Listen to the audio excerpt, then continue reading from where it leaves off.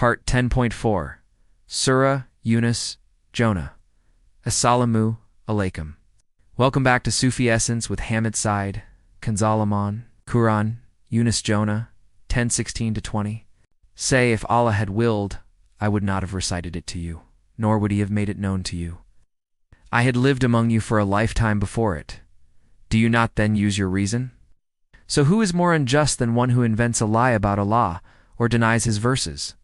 Indeed, the criminals will not succeed. They worship besides Allah what does not harm them or benefit them, and say, these are our intercessors with Allah. Say, do you inform Allah of something he does not know in the heavens or on the earth? Glorified and exalted is he above what they associate with him. And humanity was not but one nation, but then they differed. And if not for a word that proceeded from your Lord, it would have been judged between them in that over which they differ. And they say, why was a sign not sent down to him from his Lord? So say, the unseen is only for Allah. So wait. Indeed, I am with you among those who wait.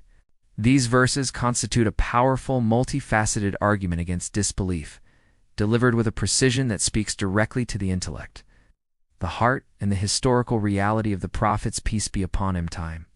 The discourse begins with a powerful and irrefutable proof of his prophethood, a proof not rooted in supernatural wonders, but in the profound simplicity of his life. Say, I had lived among you for a lifetime before it.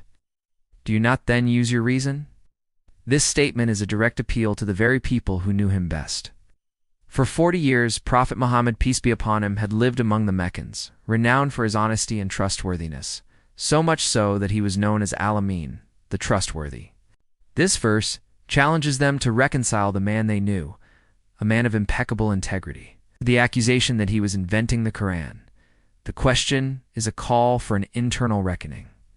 For them to use their intellect to see the clear evidence that his character alone was a testament to the divine nature of his message. The source of the Quran was not his own mind, for he had never been a poet or a scholar, nor was it a product of a hidden spiritual agenda. Rather, it was a truth revealed to a Qalb so pure that it could receive the divine word without distortion. This is the ultimate spiritual proof, a powerful lesson for every seeker. The external signs are for those with a darkened Qalb, but for those with a pure one, the truth is self-evident in the life of the messenger. The Sufi path is founded on this very reality, recognizing that the Prophet's peace be upon him being was a perfect mirror for the divine, a living embodiment of the Quran's wisdom. The verses then condemn the profound injustice of those who deny Allah's signs and invent lies about him. So who is more unjust than one who invents a lie about Allah or denies his verses? The injustice is not merely an external act, but a spiritual perversion. To deny the divine truth is to deny one's own innate reality, to turn away from the very source of one's existence. The ultimate failure, the verse warns, awaits those who commit such a crime.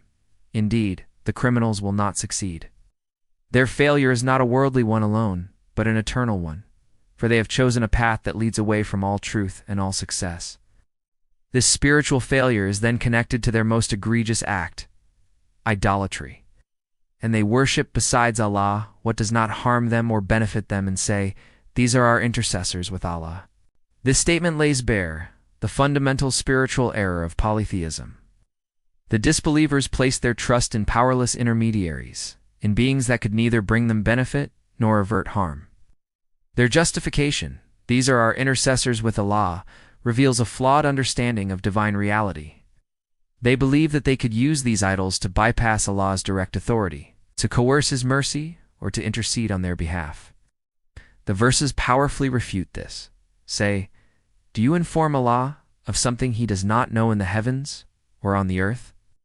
The question is a profound one. It implies that to believe in a need for intermediaries is to believe that Allah's knowledge is limited, that there are things that happen without his awareness. This is a denial of Allah's omniscience and omnipotence. The Sufi path is a direct antithesis to this spiritual delusion. It is a path of tawhid, of absolute and utter reliance on Allah alone, journey of removing all veils and all intermediaries so that the Qalb can commune directly with its creator.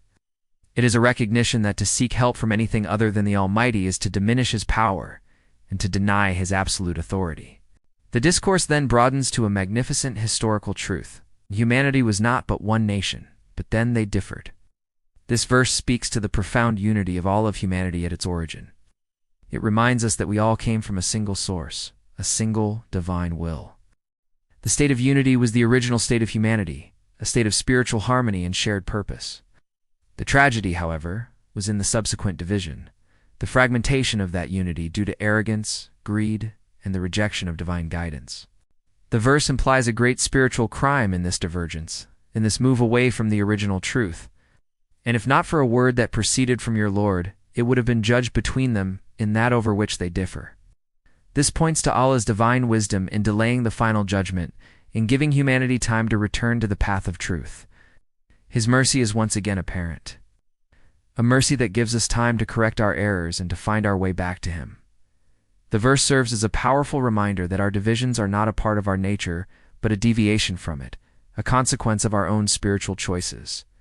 The Sufi, in their spiritual striving, seeks to return to this original state of unity, to see the oneness of all creation, and to dissolve the illusory boundaries that separate us from one another and from our Creator. The final verse in this cluster returns to the disbelievers' persistent demand for a sign. And they say, "Why was a sign not sent down to him from his Lord?" Their demand is a form of spiritual avoidance. They are not genuinely seeking truth. They are seeking a justification for their disbelief, a reason to reject the message that they find inconvenient. They want a spectacular, miraculous sign that would force them to believe, but they are unwilling to use the intellect and the reasoning that Allah has already given them to see the signs that are all around them. The Quran's response is a beautiful lesson in patience and reliance on the divine will. Say the unseen is only for Allah, so wait. Indeed, I am with you among those who wait. The Prophet, peace be upon him, is commanded to place the matter of the unseen entirely in Allah's hands.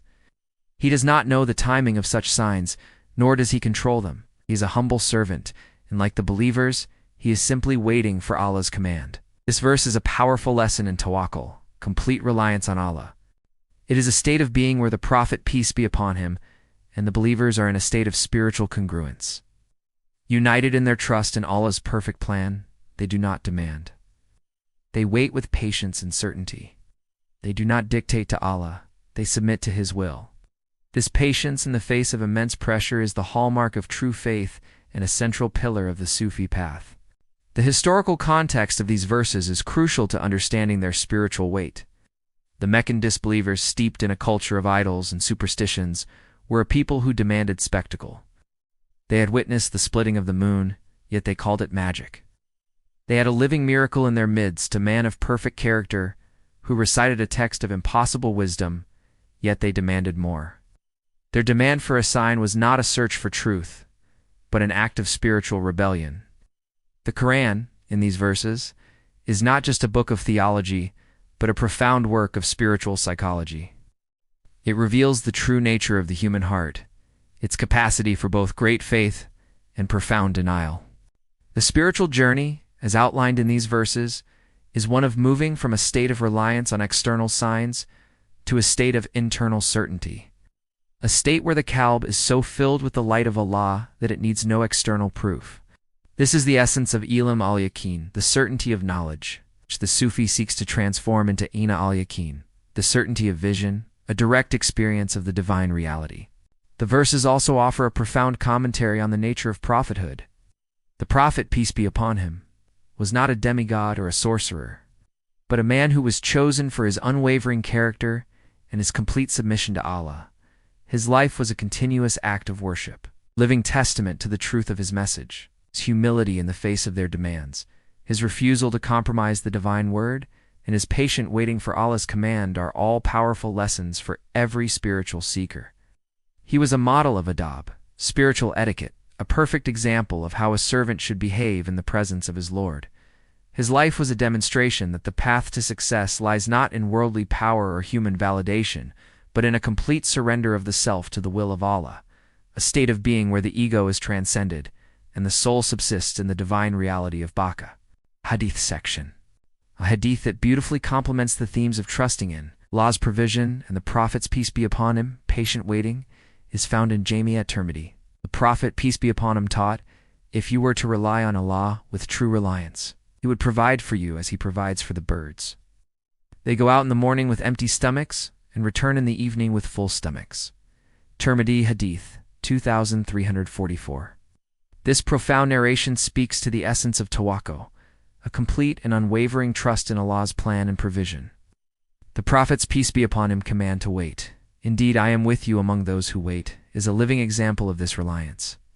He did not fret or worry about the disbeliever's demands for a sign. He placed his trust entirely in Allah. The Hadith encourages us to do the same. It teaches us that our anxiety and our worries about the future are a sign of a lack of true reliance. When our hearts are filled with true tawakkul, we find a profound sense of peace and tranquility, knowing that Allah's plan is perfect and His provision is guaranteed. It is a spiritual state that transcends all worldly fears and concerns, a state of being where the Qalb is completely at rest in the knowledge of its Lord. Dua, my Lord, grant me a Qalb that is filled with true tawakkul and a patience that is rooted in love for you. Remove from me all doubts and grant me the inner certainty that I need no external signs to know your truth. Protect me from the arrogance of those who invent lies about you, and from the ignorance of those who place their trust in others besides you.